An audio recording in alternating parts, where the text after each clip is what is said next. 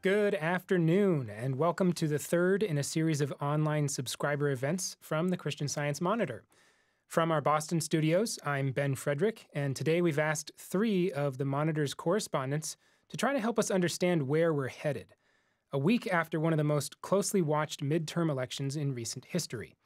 Joining us in Washington is our bureau chief, Linda Feldmann, along with congressional correspondent Francine Kiefer.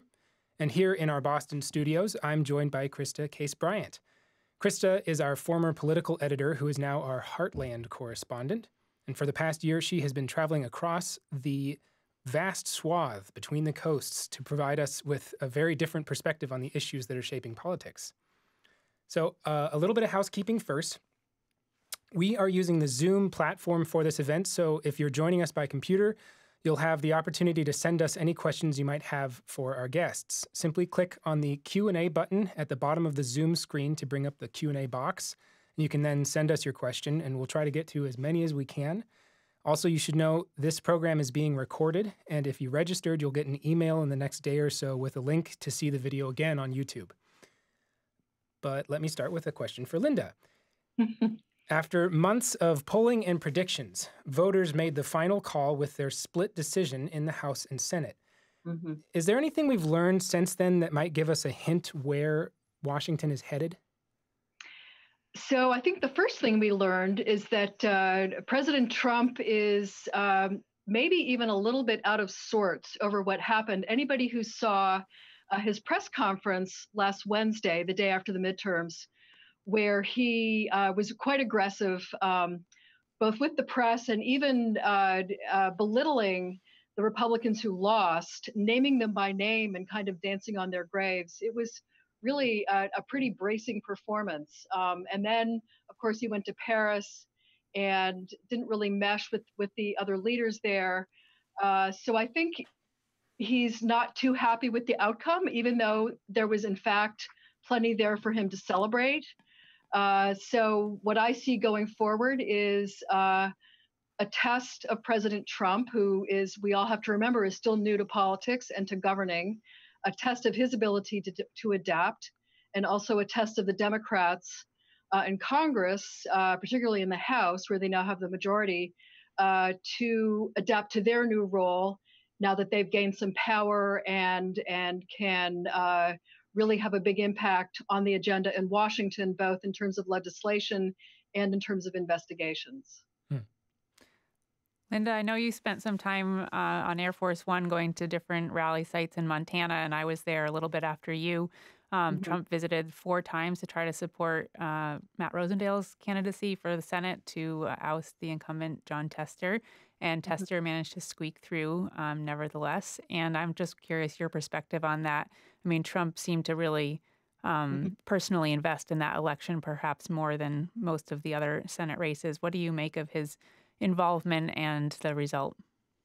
So I think his involvement was, it was fascinating to watch, both to fly with him on Air Force One for those 2 days, and then just to watch that final week to 10 days of the campaign where he was on the road pretty much full time. I think he was very helpful in some circumstances. I think he helped the Republican ballot, the Republican candidates running for statewide office in Florida. And he could have even done more. I was just talking with a pollster, a nonpartisan pollster based in Jacksonville, Florida, which is in the north of the state. And he was surprised that Donald Trump didn't come to northern Florida. He had been to the Panhandle and, of course, had been in Southwest Florida, which is another Republican stronghold. The Montana case is fascinating. As you said, Donald Trump visited the state 4 times. He was so personally invested in defeating John Tester, who had played a critical role in the demise of Dr. Ronnie Jackson, who had been nominated. He was the president's personal physician. President Trump had nominated him to become the Veterans Affairs Secretary. And then Senator Tester and his office had played a role in putting out some information about Dr. Jackson that was not flattering, and ultimately led him to drop his bid to become VA Secretary.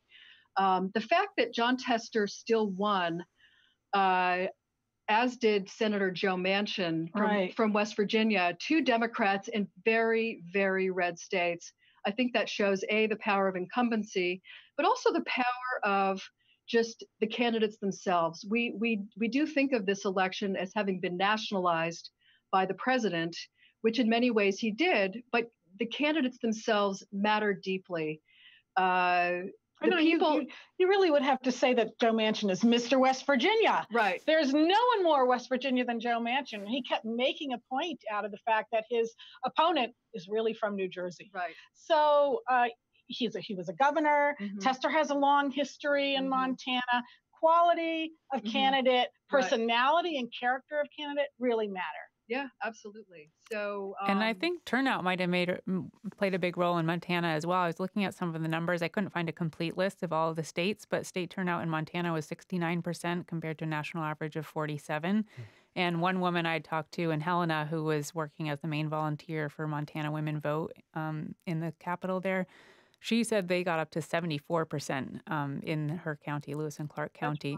So I don't know how much of that was driven by a Senate race or if there were more local races, or I think there was a Medicaid expansion initiative on the ballot there, but I wonder if that played a role as well. And the other thing about Donald Trump flying around the country is that while it does activate his base of support, it also gets his opponents riled up. So Donald Trump, for example, there's some thought that President Trump's visit to Houston actually helped Beto O'Rourke. Beto O'Rourke ended up losing by fewer than 3 percentage points, which was a smaller margin than predicted. So that was to Ted Cruz for people who don't follow Texas politics. So the fact that Trump went to Texas to help Ted Cruz, what that did actually was bring back the narrative of Donald Trump and Ted Cruz at loggerheads during the primary, when Donald Trump was calling him Lion Ted, and they were vying against each other for the nomination. And it, I think, was maybe a reminder to some Texas voters that this endorsement by President Trump was maybe not as 100% sincere as it might appear. Christa, I have a question for you. Sure. I had expected actually to be out on the campaign trail a lot earlier than I did, but Brett Kavanaugh happened, the hearings happened, so I was in Washington for 3 weeks, intensely reporting on the Kavanaugh story when I thought that I might be, in Arizona or North Dakota or Missouri or something like that. I made it to Tennessee, and then I dipped my toe in on a House race in Virginia. But you were out and about in the Heartland, and I'm just wondering what you noticed. What was the main thing? Did you have any surprises? What was your overall takeaway from your reporting in the Heartland? I mean, I think one thing that's been really great about this beat, which I've been doing for the past year, is you get out into places that don't make the news headlines all the time, and you see things that are really encouraging about where our country's at a time when it feels like there's so much doom and gloom about politics not working and Washington being deadlocked.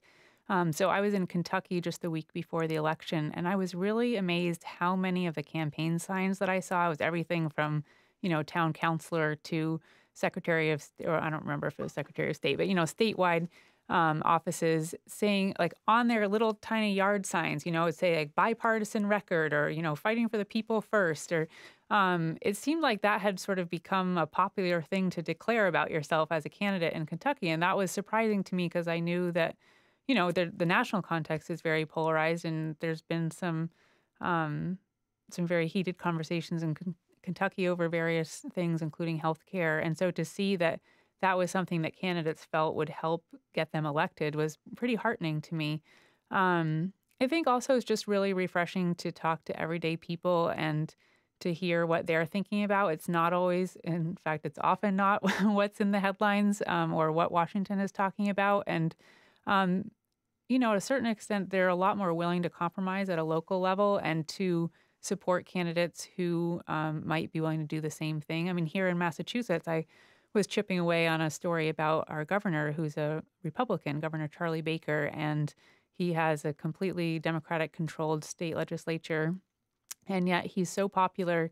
He got more than 1 million votes more than Elizabeth Warren, who is, not making any secret of the fact that she's eyeing the presidential nomination in 2020, and Massachusetts is such a liberal state. And to be sure, there are definitely areas of Massachusetts, areas of the Boston metro area where he did not prevail over his Democratic candidate. But I think his record of being pragmatic and getting things done, and he turned around a big budget deficit, those things don't go unnoticed, and people are willing to or even happy to support that kind of bipartisanship working together.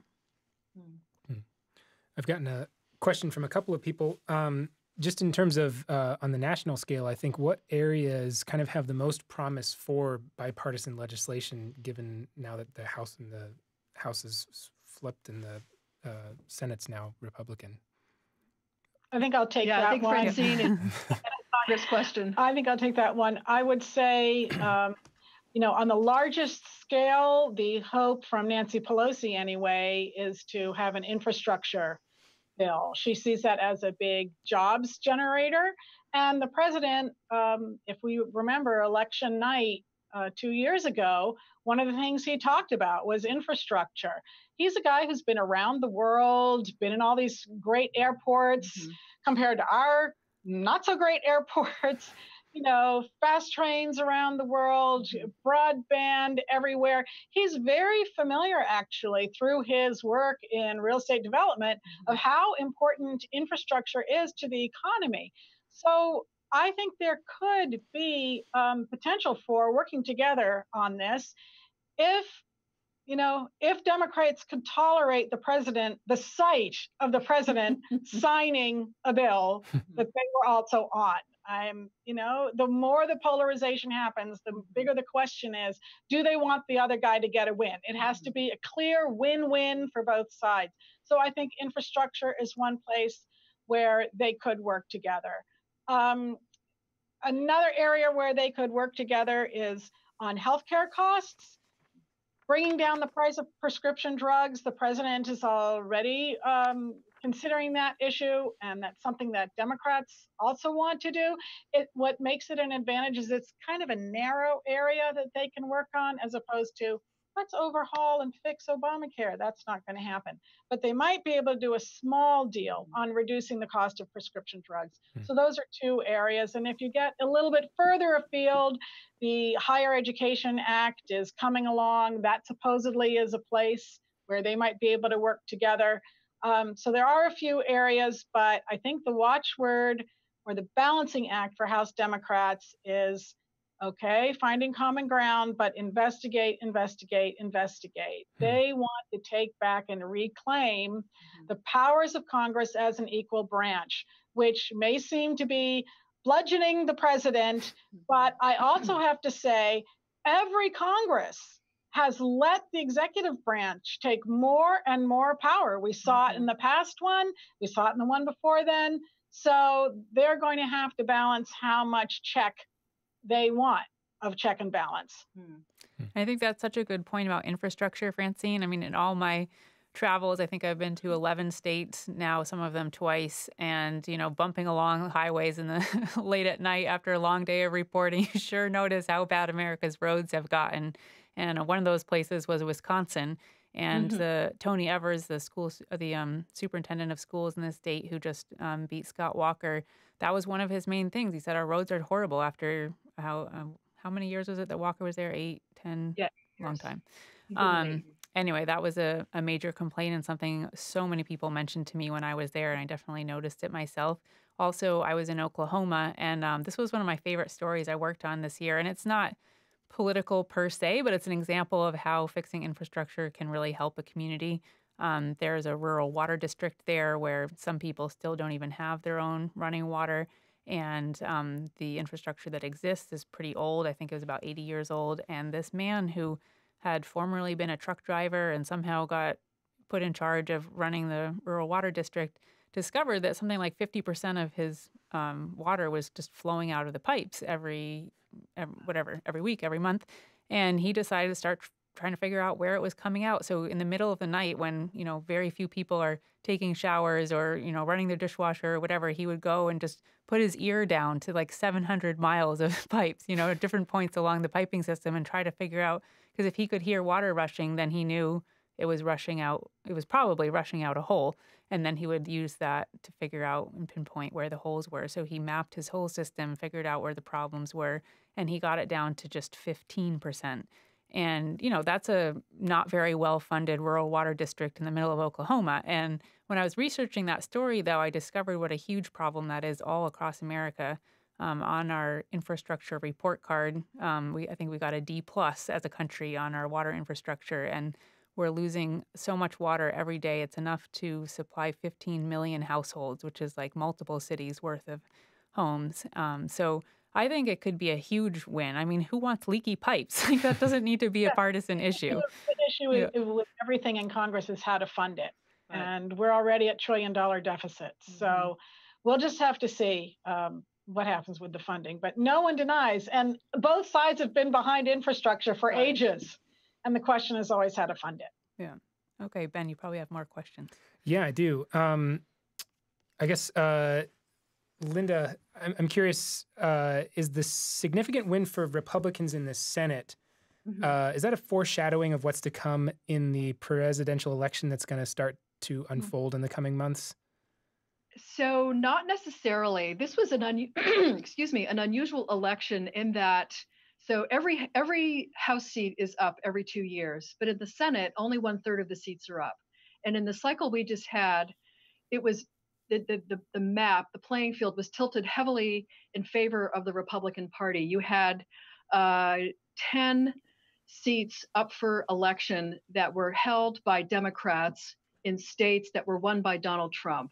So the fact that it's looking like the Democrats are going to lose only a net of 2 seats is actually extraordinary. The Republicans could have won many more seats. They could have beaten many more of those incumbents like John Tester and Joe Manchin. And we just learned last night that Kyrsten Sinema won in Arizona. That's another pickup for the Democrats. So as I said, and assuming that the result in Florida holds with Governor Scott winning that Senate seat, then I think we're going to have a net gain of 2 Republicans. But going forward to the 2020 election, it's a completely different map, and the dynamic is reversed. You have many more Republicans up for re-election in 2020 than Democrats. So you're going to have the higher turnout from a presidential race, and the real referendum on Donald Trump, not the quasi-referendum that we just had. So I think it'll be a bit of a different dynamic than we just saw. Mm-hmm. And we also got an interesting question from Ray in Tucson. He was wondering, he was sort of comparing the midterms, this set of midterms to Clinton's midterms and Obama's midterms, and noting that they, both Democratic presidencies lost a lot more midterm seats in the House, and that Trump did better than them. And so I'm just curious if you could sort of comment on that a little bit. How did he do? Sure. Well, it is true, as Ray points out, that President Trump did much better than both Obama, remember that shellacking comment, and Clinton. But on the other hand, he did worse than President Reagan, and he did worse than President Bush. Now, Bush had the Iraq War behind him in his first midterm, but then the next year, he lost seats. The next election, he lost seats. And Trump did worse than both those 2 presidents. And when I talked to kind of a commentator who watches these kinds of things, how to size it up afterwards, he said, well, the president did kind of average.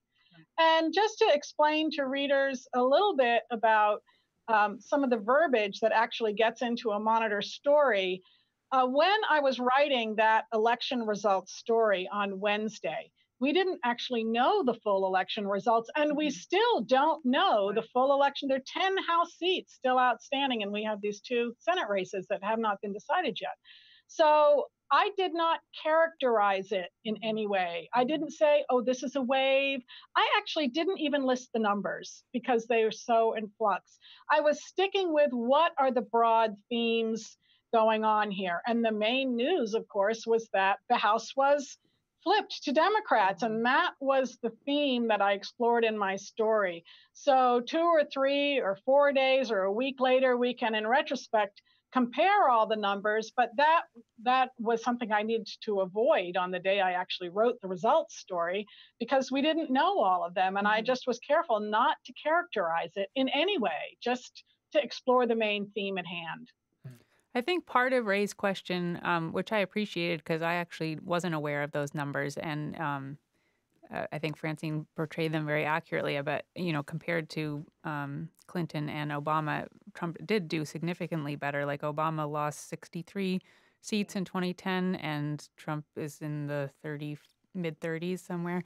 But I felt like a deeper part of his question was, how come you guys never give Trump credit for anything? And I hear that when I go all over the country, and I'm always, even though I am trying really hard to be fair, I am always struck by how different people perceive things in a place like West Virginia or Kentucky or where else have I been? Nebraska, Oklahoma, than here in Boston. And I mean, that shouldn't be a surprise.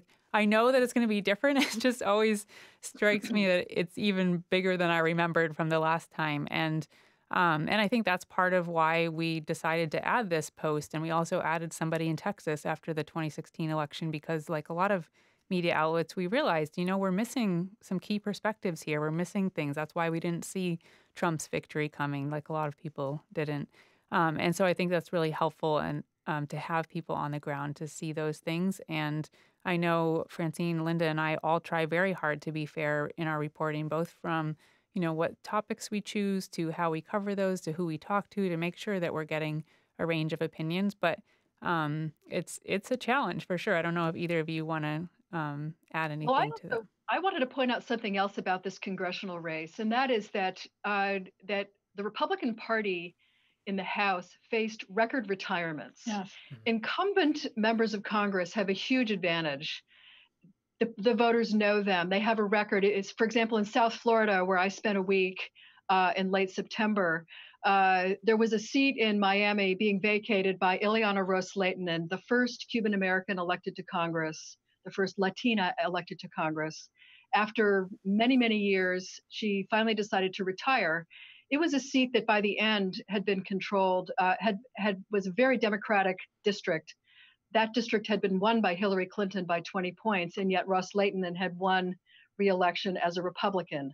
So when she decided to retire, that pretty much handed that seat to the Democrats. There are other examples of that. That might be the most extreme example. But so Donald Trump lost a lot of ground in terms of his Democratic majority in the House when he saw so many retirements. And in fact, a Republican friend of mine said that some of those members, if they could have made that decision over again, might not have decided to retire when they saw what a challenge President Trump was facing in holding on to the House. That's interesting. We've seen a large number of more diverse candidates, more women, younger folks, that kind of thing coming into the House in this this latest election. And one question we have is, any thoughts on, is that going to actually, do we think that's going to increase sort of pragmatism, or is that going to be even more chaotic, or what does that that influx of sort of new blood bring? It's really hard to generalize on that because not all women are alike and not all men are alike. Let's just remember that. Mm-hmm. But when I do talk to women members on the Hill, and when I talked to, say, Abigail Spanberger in that Virginia district where she won her race, I actually was a little surprised that she won because that was a steep climb for her, where she won her race, and you ask them about the difference that women make, it's less about legislation and it's more about tone and collaboration. And to the one, almost every woman lawmaker I talk to says they feel that women have a more collaborative demeanor about them and are a bit less combative. So I'm wondering if there's going to be a change in the tone. And then presuming that Nancy Pelosi becomes Speaker, you are going to have there an advocate for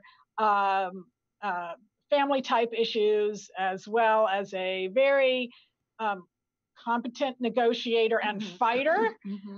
She really knows her legislative chops and is a very hard bargain driver. So, it's just hard to generalize about these issues, but I would say mostly when you talk to women candidates themselves, they're running on security, national security, the economy. They're not picking out special issues. And they describe themselves as collaborators, and that could make a difference in the tone. And I think it's worth noting Spanberger is one of, 20 candidates in the congressional races who made it through the primaries who were being mentored by Seth Moulton. He's an Iraq War veteran. He served 4 tours of duty over there, and he has made a pretty gutsy public push for new leadership in the House. He's been very vocal that he doesn't think Pelosi should be running things anymore. She's in her late 70s, like a number of other top Democratic figures. So he's said, we need a new kind of leader. We need people who are willing to work with the other side and to put country above party and to put people above politics.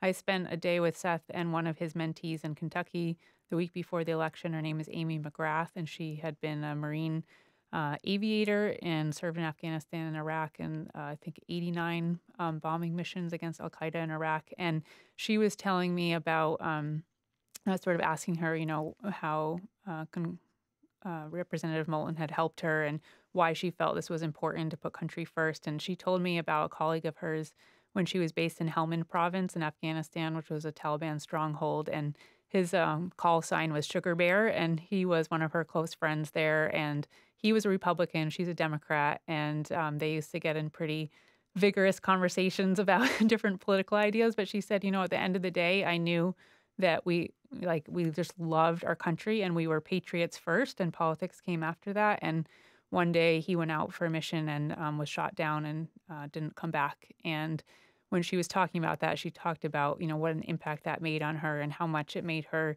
as a prospective congresswoman want to make sure that she never forgets what people have sacrificed for the country, and that you remember that we're all in this together. Like, the enemy is not the other political party, the enemy is, all sorts of different things, whether it's the Taliban or the national debt or whatever, but we're all in this together as a country. And I think of those 20 candidates who were part of Representative Moulton's network, I think 17 of them got elected, and Spanberger was one of them in a very close race. Another one of his mentees was Connor Lamb in Pennsylvania, who really surprised people when he won there earlier this year. So it was encouraging to see that candidates running that type of campaign with that sort of message were so successful.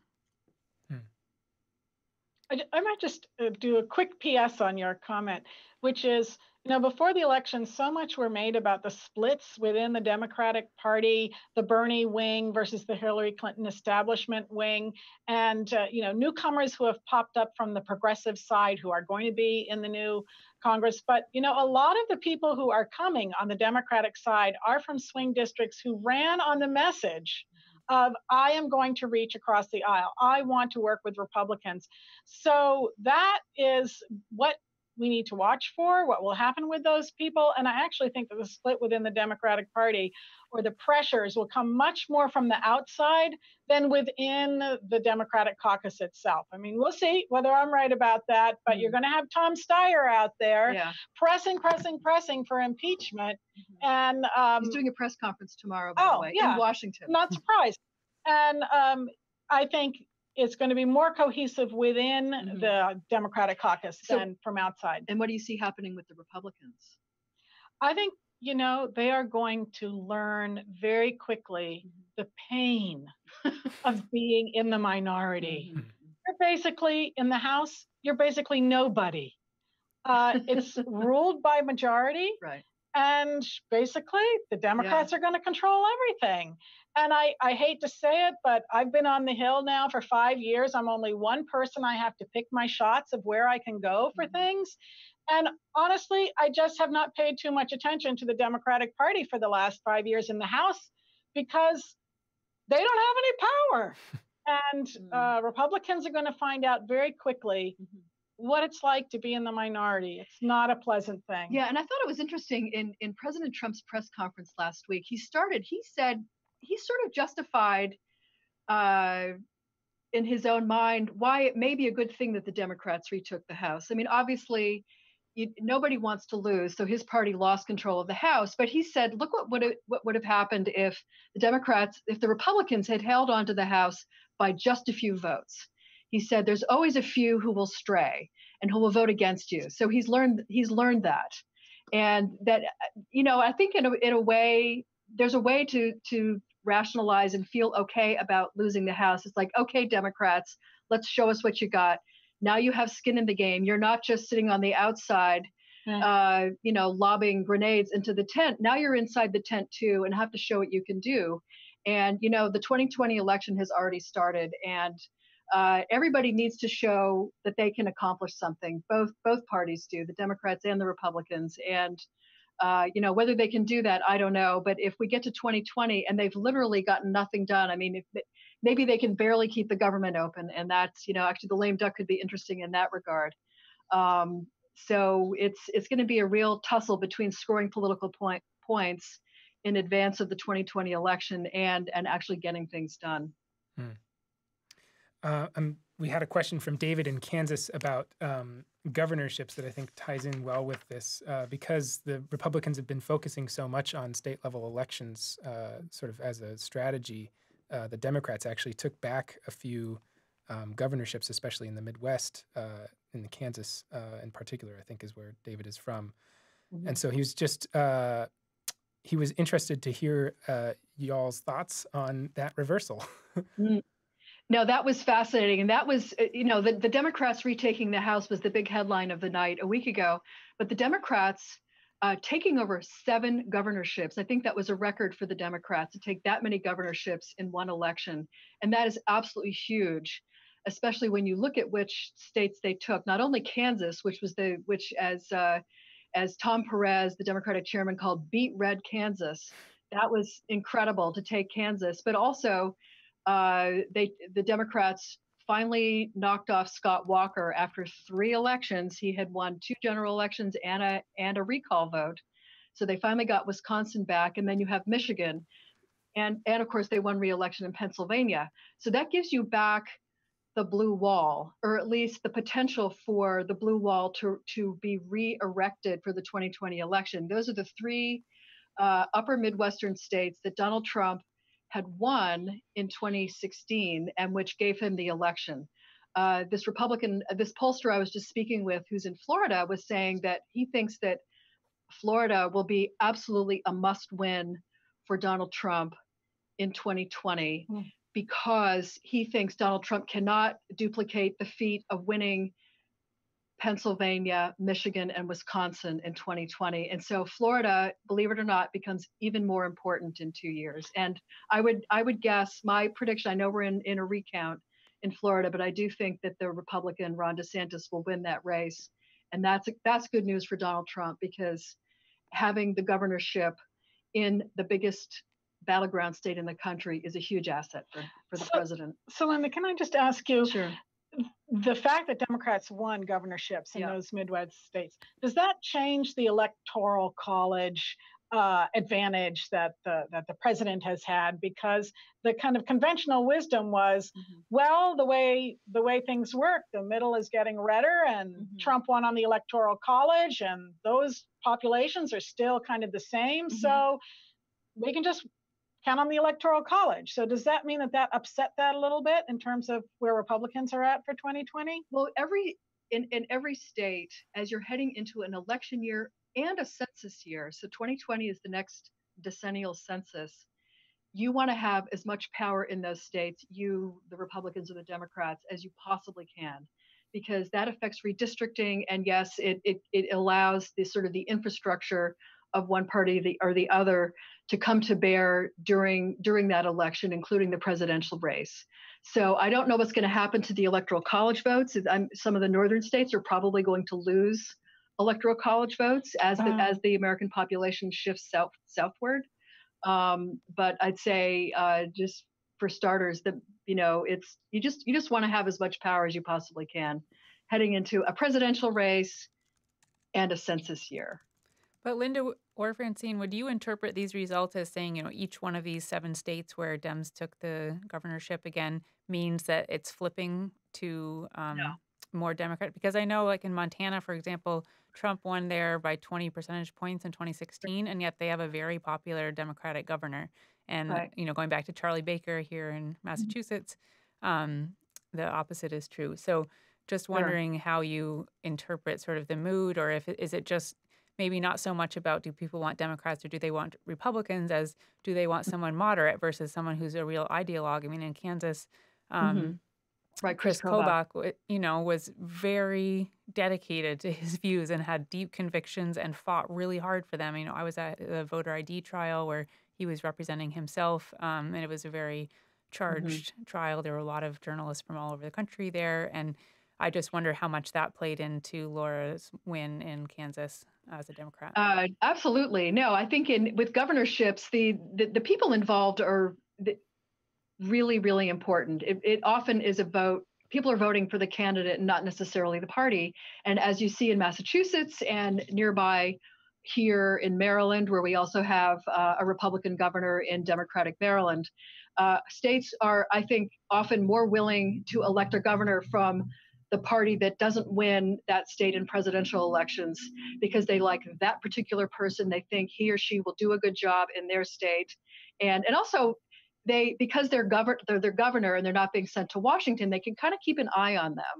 And even though they belong to the party that isn't the dominant party of the state, they could say, well, that Steve Bullock in Montana is my kind of Democrat. He's all about doing the best for the state of Montana, and his Democratic identity is less important than who he is personally and what he believes in. I'm going to take this moment just to shamelessly plug our politics newsletter. If you enjoy this kind of discussion, we really invite you to subscribe to the free newsletter that we put out every Wednesday. You can find it on csmonitor.com/newsletters.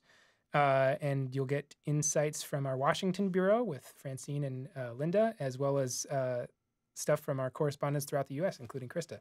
So please subscribe to that. Let me put in a plug for Liz Marlantis, who's she's our political editor, and she's fantastic, and as was Christa. And Liz writes a little analysis every week on a relevant topic in that newsletter. So that's a little added value to subscribers. And then back to questions from readers. Here's a good, interesting one from David McClurkin. The burden to work across the aisle falls heavier on the minority. This goes back to something we were talking about earlier with the changing of the guard in the House. Doesn't the 2020 election make that very troublesome, given the loyalty to Trump at any cost dynamic for Republicans? I'm actually not quite sure that I understood the question, but I think what you're asking about, sorry about that, David, we talk on Twitter with each other. The minority party, yes, they have to be reaching across, but what 2020 is going to be doing in terms of affecting this dynamic on the Democratic side, in the Senate anyway, you're going to have all those presidential hopefuls up there, grandstanding, pushing Schumer, pushing him to resist or not go along. And you might have the same thing on the House side as well. So they're more like than 35 candidates now that people are talking about on the Democratic side. It's just a huge field. And that's where you're going to feel pressure to not cooperate, especially from the progressive wing of the party. And speaking of the huge number of candidates, Brian in San Francisco was wondering about anything the panel chooses to offer on the subject of a $1 billion runaway campaign spending. And he gave us a helpful visual of some increases in outside spending since 1990. Are we seeing that at the local level as well as the national level, or what's happening there? I mean, I think a lot of that extra spending in the chart is kind of like exponential growth since mainly due to Citizens United, which was a Supreme Court case in 2010 that allowed corporations to give unlimited amounts for the purpose of political campaigns. They're not allowed to give directly to political campaigns, but that sort of opened the door for a much more money to flow into the whole system. And I haven't seen studies on how that's affected the number of people running. I think a lot of it goes to ads of flyers you get in the mail, the things you see on TV. And I think that's a lot of where it's coming from. And that's probably just going to keep going up. So I was noticing this year, actually more money was spent on the midterms than in the presidential election in 2012, which is pretty extraordinary because normally spending in a presidential election year is much higher than in the midterms. So we'll see what happens in 2020.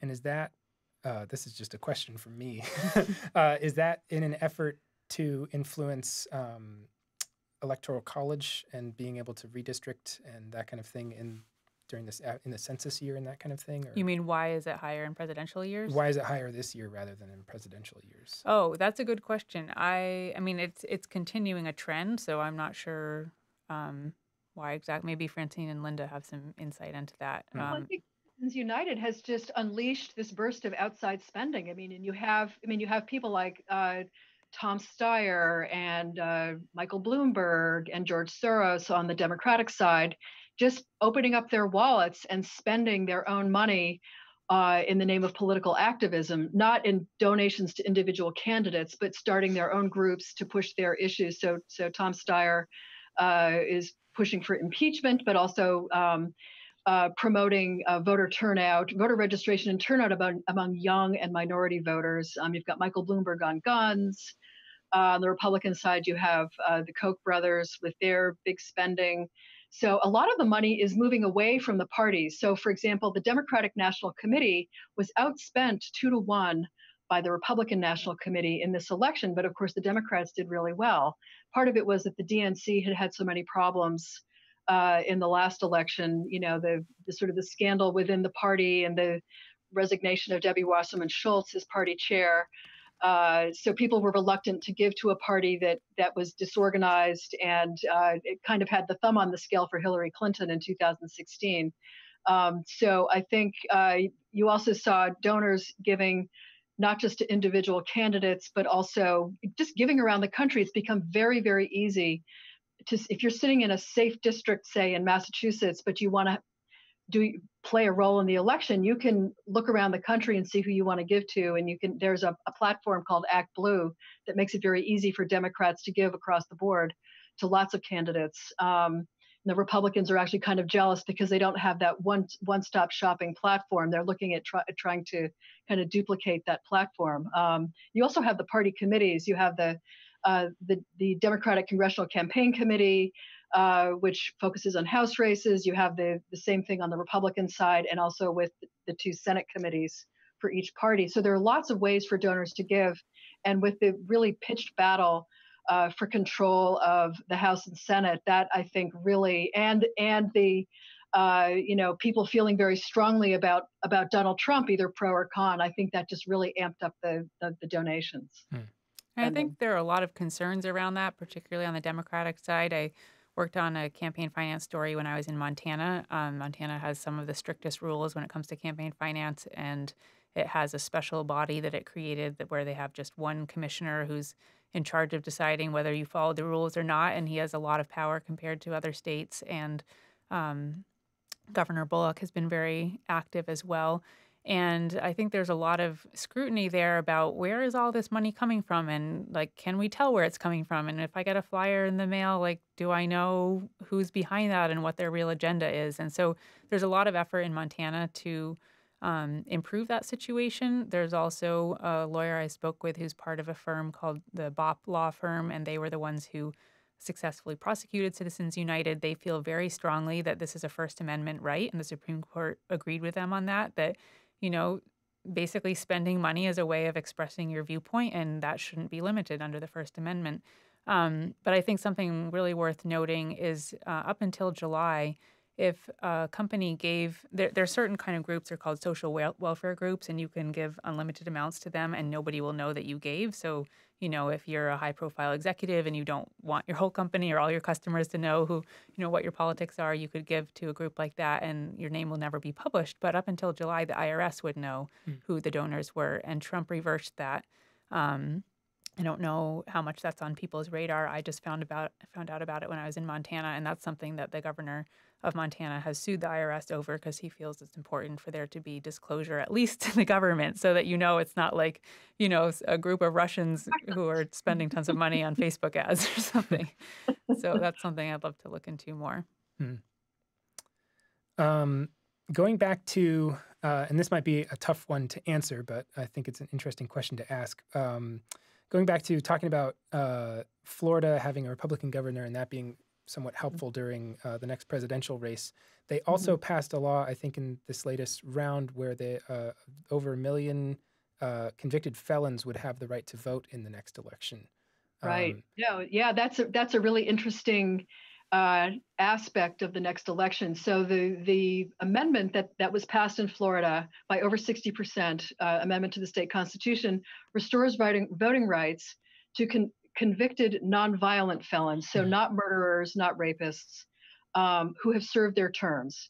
And that is 1.4 million people. That is a population that is disproportionately minority.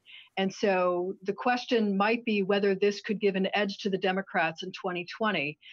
Again, I asked my Florida pollster about this just a little while ago, and he actually wasn't sure. He said he thinks that with a lot of people who are ex-cons, it's difficult to work your way back into a normal life after serving for a felony conviction.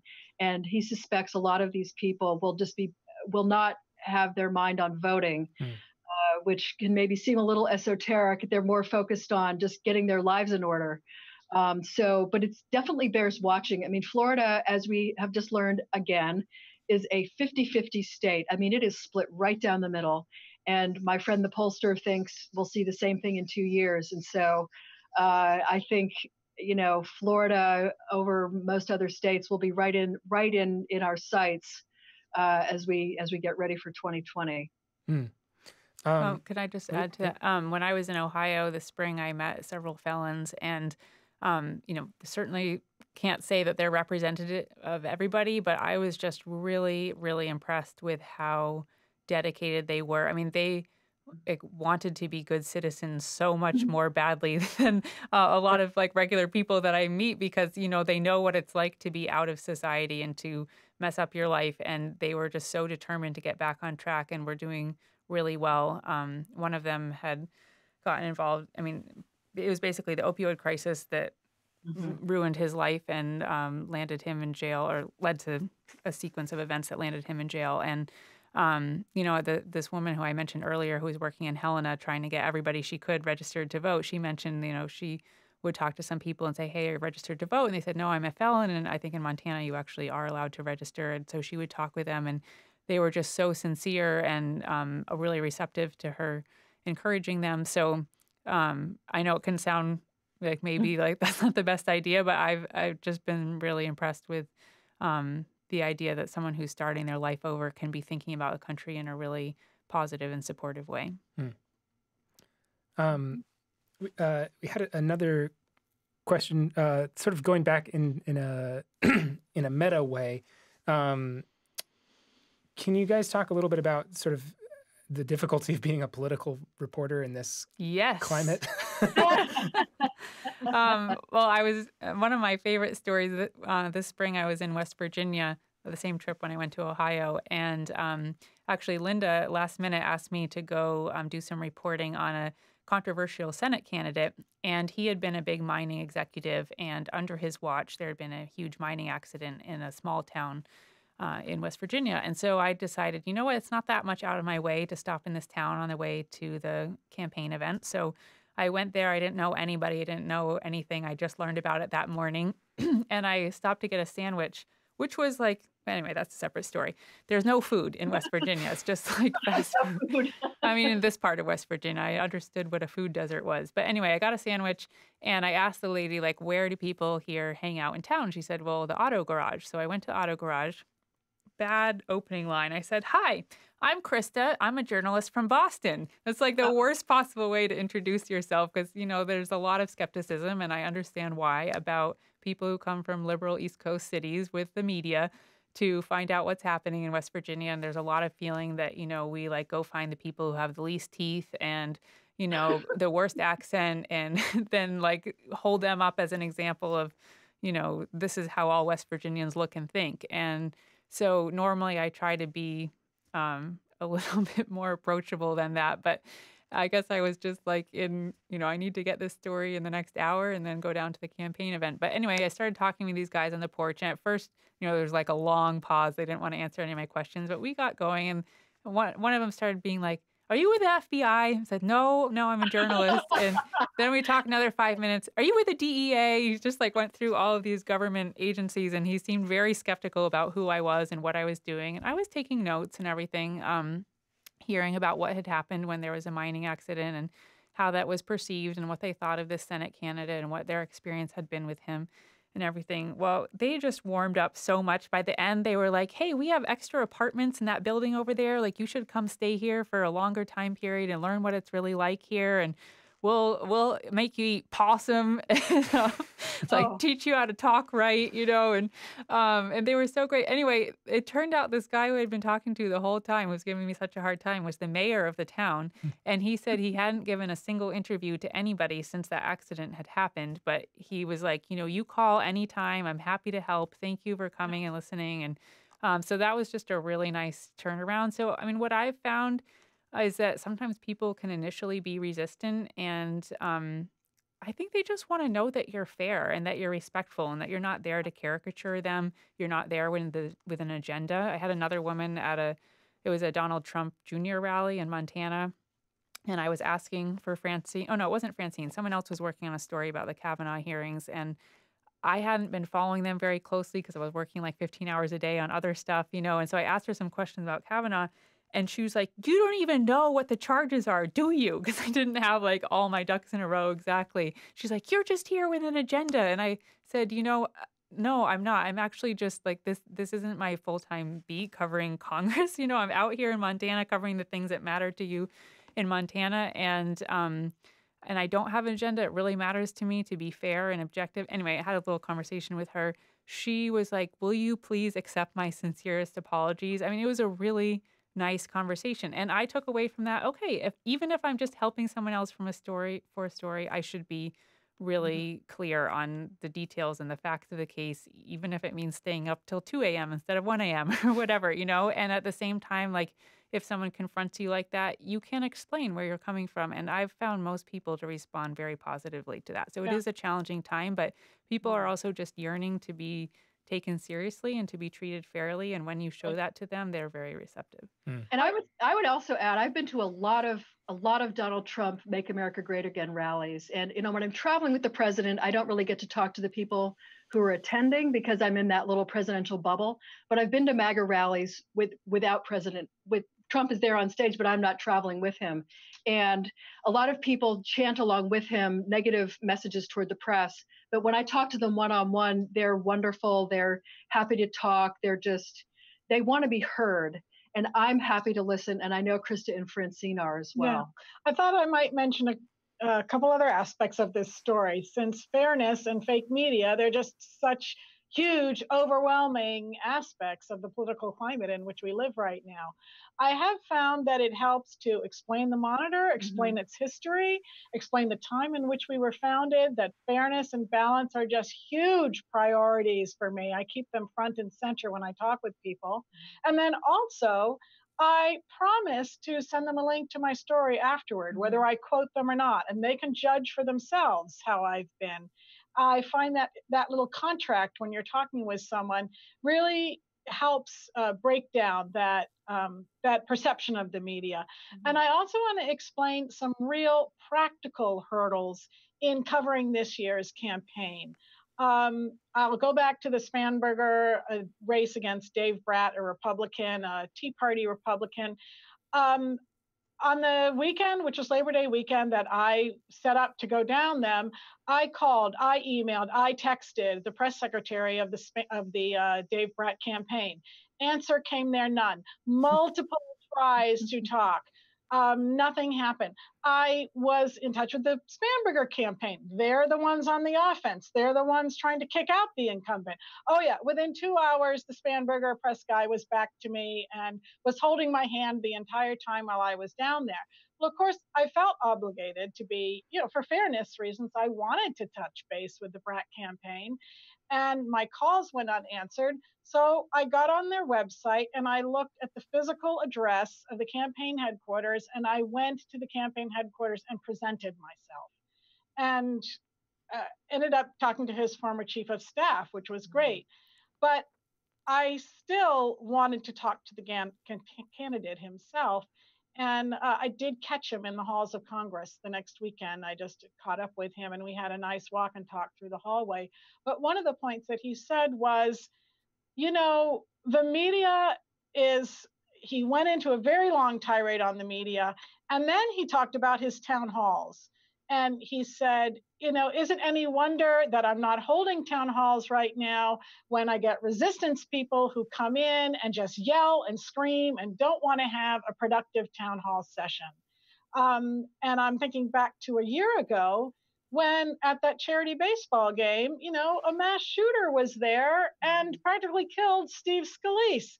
So there's some real structural issues of concern about how the opposition is going to act, concern about their safety, that have made actually reaching some of these candidates really difficult. And not all of them even put their addresses on their web pages. Yeah, I had a real adventure. Right. I had a real adventure trying to track down the Matt Rosendale, who is challenging Tester in the Montana Senate race. I even went to his office because he works for the state government. And they told me, sorry, we're not allowed to tell you anything about his campaign because we're only here to talk about his state job. I said, well, could I at least talk with his assistant? They were like, well, maybe we can call her and she can come downstairs and talk to you outside. But she wasn't at her desk, so we couldn't do. I mean, that was like the 12th time I'd tried to reach him through various different means. So I finally caught up with his spokesperson at the rally. But there are laws against blending government work and politics. So I had that in Pennsylvania as well. I had to, talking to a state legislator in his local office, we stepped outside. He was very strict about following the rules. Well, suffice it to say, Monitor reporters are out there trying to build trust with their sources, explaining who we are and what we do, and also having to be very creative about tracking down some of these lawmakers on both sides, I have to say, in order to get the other side of the story. Yeah, the shoe leather bill is really high. All right, well, well, that wraps up this special online event from the Christian Science Monitor. Thanks very much to our Washington Bureau Chief, Linda Feldmann, and Congressional correspondent, Francine Kiefer, who both joined us from our Washington Bureau. Thanks also to Christa Case Bryant, our former political editor for the Monitor and now our Heartland correspondent. If you subscribed to this online event, we'll be sending out a follow-up email about where and when you can view a video replay of this event on YouTube. And if you enjoyed this event or have questions, please do email us at events@csmonitor.com. That's events@csmonitor.com. And also, please subscribe to our weekly politics newsletter at csmonitor.com/newsletters.